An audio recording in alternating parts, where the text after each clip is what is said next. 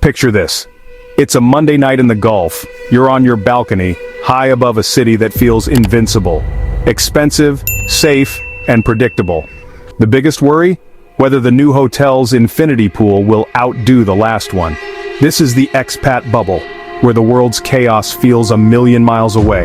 Then, out of nowhere, an air raid siren shatters the calm. At first, you're in denial. Maybe it's a car alarm, a test, anything but what it really is. But the siren grows louder, and WhatsApp groups explode. Did you guys hear that? Suddenly, the sky lights up with streaks of fire and distant booms. No, not fireworks. The news you used to scroll past is now happening above your head. The safety you paid for is gone in an instant. The city's social contract, bring your skills, get a safe life, feels broken. The oasis walls aren't as high as you thought.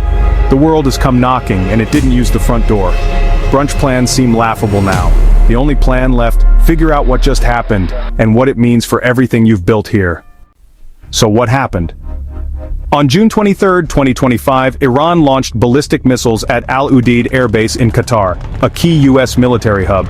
It was retaliation for a U.S. strike on Iranian nuclear sites. The missiles weren't meant for the malls, but they flew right over them. Defense systems kicked in. Patriot and THAAD interceptors lighting up the sky, destroying the threats mid-air. Officially, no damage.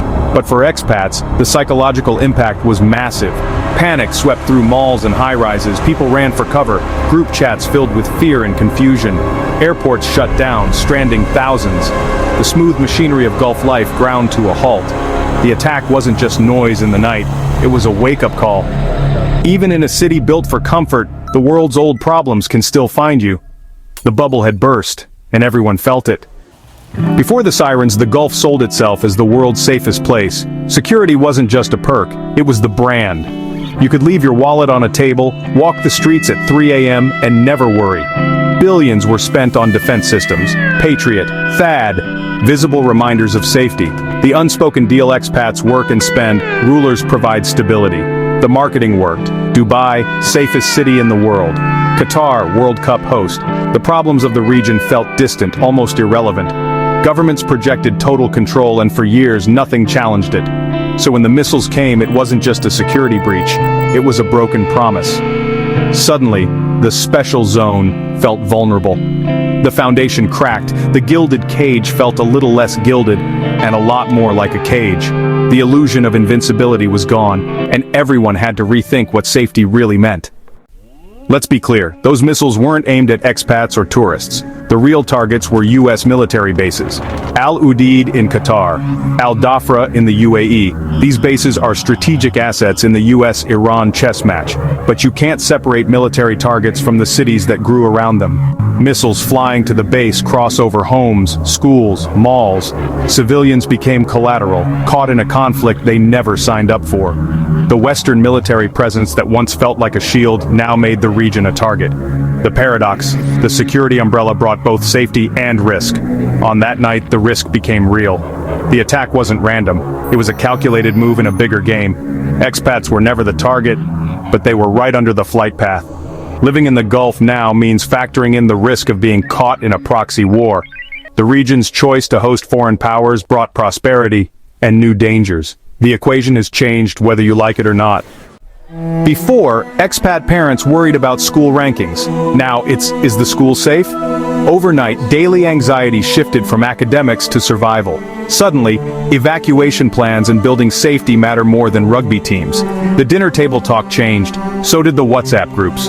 The dream of a worry-free Gulf childhood cracked. The fear isn't just a direct hit, it's the what-ifs. Failed interceptions, falling debris, closed airports. The carefree lifestyle now comes with a heavy asterisk. Long-term plans are up in the air. Do you invest, renew contracts, or look elsewhere? The sense of permanence is gone, replaced by uncertainty. Many feel betrayed, not by a person but by a place and an idea. The psychological shield is pierced, and it's hard to imagine it ever being fully repaired.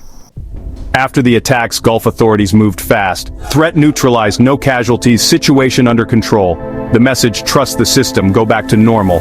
Patriotic images flooded the media, leaders praised the military, and the narrative was one of triumph. Billions spent on defense had paid off. so please go back to the mall.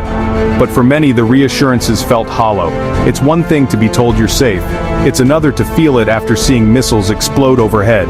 The government focused on the shield's strength, but people remembered the terror. There was a disconnect between official calm and private anxiety.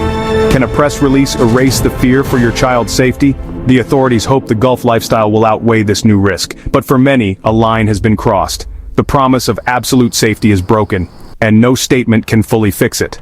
So, what now? The smoke is cleared, airports are open, brunches are back, but beneath the surface, a question lingers. Is the Gulf expat bubble broken for good? The answer isn't simple.